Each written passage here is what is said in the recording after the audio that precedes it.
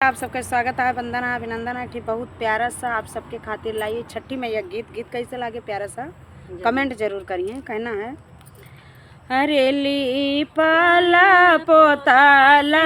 आंगनावा गजमोती चौका पूरा गजमोती चौका पूरा लीपाला पोताला आंगनावा गजमोती चौका पूरा गजमोती चौका पूरा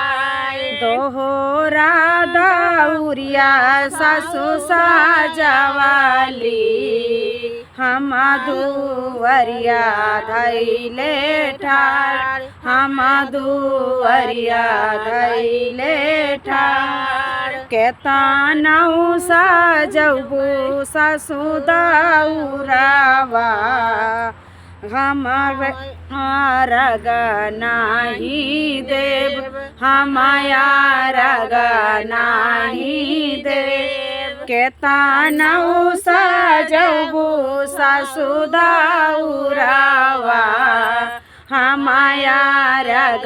नाही देव हमार नाही देव। अरे बाला कभी ना सुनी मोरी गोदिया हमारे कौना सहाय हमारे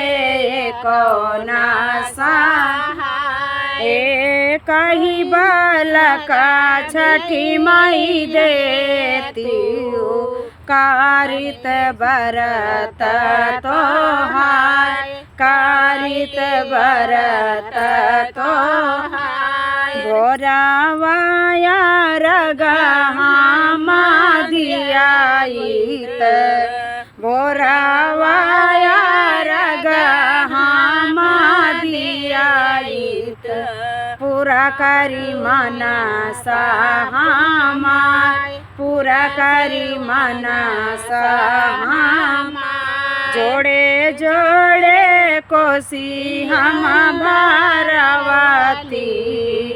जब मनसा पूरा होई हमार मनसा पूरा होई हमार लीपाला पोताला आंगनावा गजमोती चौका पूरा गजमोती चौका पूरा।